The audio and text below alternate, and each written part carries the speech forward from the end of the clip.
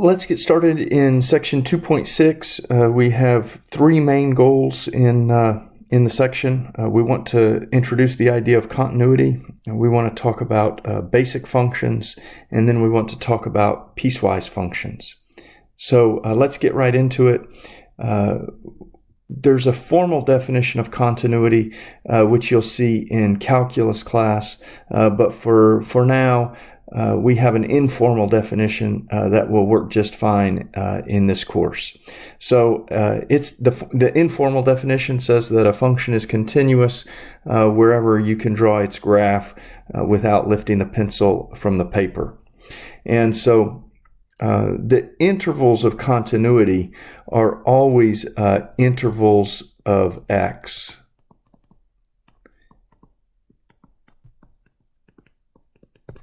And so we'll talk about where a function is continuous by giving an interval of the input x. So let's look at this first graph. F of x, notice we can start at the left end of the graph and we can trace over the entire graph, or we can draw out the entire graph without ever lifting the pencil from the paper. The arrows say that the graph goes all the way back to negative infinity in the x direction and all the way up to positive infinity in the x direction. So we say that this function is continuous from negative infinity to infinity. And then for the next function, g of x, notice there's a discontinuity here at 2. We would have to lift the pencil from the paper at x equals 2 to continue drawing the graph. So from left to right, from negative infinity up to 2, the function is continuous. And then from 2 to infinity, the function is continuous. Notice we use a bracket on the interval from 2 to infinity because the point at x equals 2 is included on that interval. Notice we use parentheses on the interval from negative infinity to 2 because we have a hole there at x equals 2 on that interval. Okay, so we'll talk about continuity some more as we go through the rest of this section. So now we want to talk about 6 basic functions. Remember, one of the big ideas in this chapter, and in fact in the whole course, is graphing. And so the main goal here is to get familiar with the graphs of 6 basic functions, or we could call them familiar functions. They're functions that come up over and over again throughout this course and future courses. So they're really important for us just to be familiar with them. So what we want to do is we want to make a table and a graph and talk about the properties of these 6 basic functions. So at any rate, here's the function y equals x. It's called the identity function. The output is exactly the same as the input. So we can go ahead and fill in the table, and we can plot the points, and we can see that this is a line. We just studied lines in previous 2 sections of the course, so you might be inclined to say that the slope of this line is 1 and the y-intercept is 0. Those would be good observations to make. We can also say that the domain is negative infinity to infinity and the range is negative infinity to infinity. We've talked about increasing and decreasing functions before. Notice this function is increasing on its entire domain from negative infinity to infinity, and it's decreasing never. And the function is continuous on the entire domain, negative infinity to infinity. So just one more thing I want to include, and that's a scale on the graph. Okay, that's the first one. Let's go on and do 5 more just like it. So the next function is y equals x squared. It's sometimes called the squaring function. If you square -2, you get a +4. -1 makes 1, and then 0, and then 1, and then 4. And so we can go ahead and plot those points. This graph might look nicer if we skipped a tick mark and then labeled 1, skipped a tick mark and then labeled 2, and so on. That's not really too important, but try to make the graph look pretty here as much as possible. So this graph is a parabola.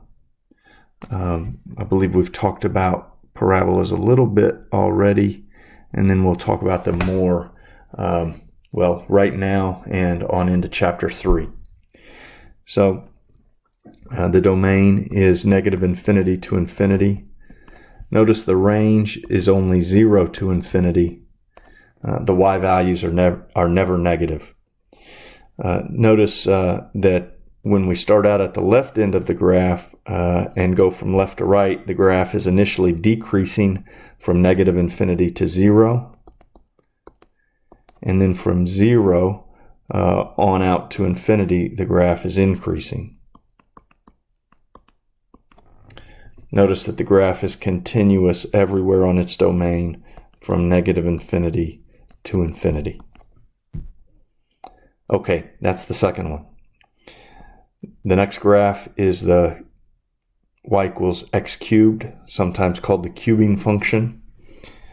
If we cube -2, we get -8. -1 makes -1. And then the rest of the outputs are 0 and 1 and 8.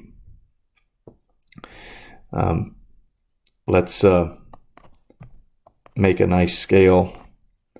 Let's skip a tick mark and then 1, and then skip, and then 2, and so on in the x direction. In the y direction, let's let every tick mark count for 1.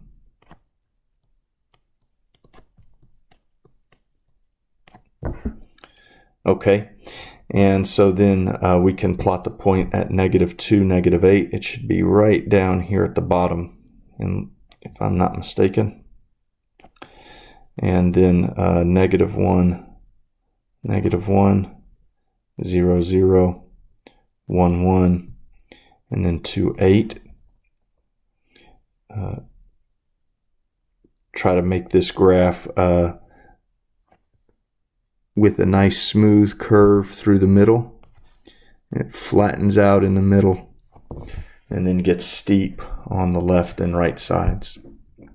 Okay, so there's our graph. The domain is -infinity to infinity. The range is -infinity to infinity. The graph now is increasing on its entire domain. From left to right, the graph is always going up. So it's never decreasing. And it's continuous on the entire domain. We can draw the entire graph without ever lifting the pencil from the paper. Okay, that's the y equals x cubed. Let's do y equals the square root of x. We can take the square root of 0 and get 0. Square root of 1 is 1. And then 2, 3, and 4. And then let's see here. In the x direction, I'll make my scale like this. And in the y direction, I'll make my scale like this. And then I'll plot the point at 0, 0, 1, 1, 4, 2, and I'm even going to go out just beyond 8 and plot the point at 9, 3, just to make the graph look as good as I can. Of course, there's no room to plot 16, 4, and that's fine. Okay, so notice this graph, this function requires that the input is positive or 0, and then the output is also positive or 0. This function is increasing on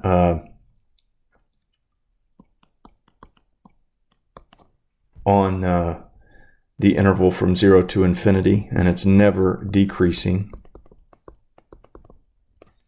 and it's continuous on the interval from 0 to infinity. Maybe this is a good time to remind you that we always used open intervals for increasing and decreasing, but when we're talking about continuity, we could use an open interval or a closed interval if it's appropriate. In this case, it's appropriate to include 0 in the interval of continuity. Okay, so that's our square root function. We should also look at the cube root function. So cube root of -8 is -2. And we can go on down the list. And then let's see here.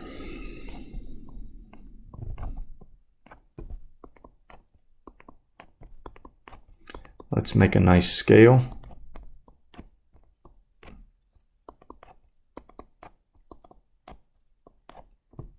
And let's plot our points. Let's plot the point at -8, -2, -1, -1, 0, 0,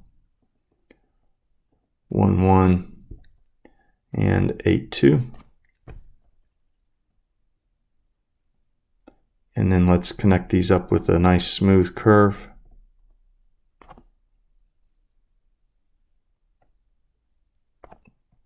There we have it. Okay, so our domain, -infinity to infinity. Our range is the same, -infinity to infinity. We're increasing on the entire domain. We're never decreasing. And we're continuous on the entire domain. Okay, we just have one more to go. It's the absolute value function. We've talked about absolute value before. So let's go ahead and take absolute value of each of these inputs and get 2, 1, 0, 1, 2.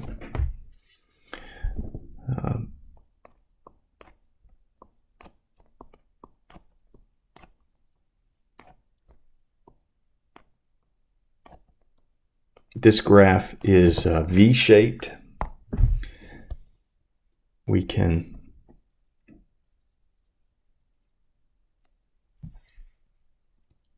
use a ruler to draw the left side of the V and then the right side of the V.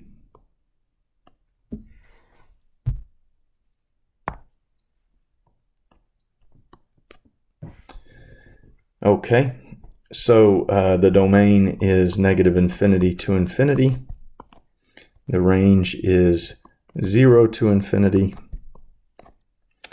The graph starts out decreasing from -infinity up to 0, and then increasing from 0 to infinity, and it's continuous on the entire domain.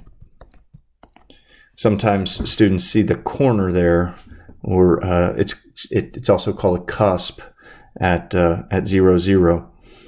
They see the corner there and they think maybe that's a discontinuity. It's not. Remember, continuity just means we can draw the graph without ever lifting the pencil from the paper. So we change direction at 0, but we don't lift the pencil off the paper. Okay, so those are the 6 basic functions. Let's write them down one more time. We started with y equals x, and then we did powers of x. We did y equals x squared and y equals x cubed. And then we did the opposite of the squaring is the square root. We did the square root, and then we did the cube root. And then this last one was the absolute value function. The most important thing about these functions is for you to know what their graphs look like. We'll use these graphs throughout the semester, and in particular in the very next section, in section 2.7. Over the rest of the semester, we'll keep adding to this list. By the end of the semester, we'll actually have 11 basic functions. But here we have introduced the first 6.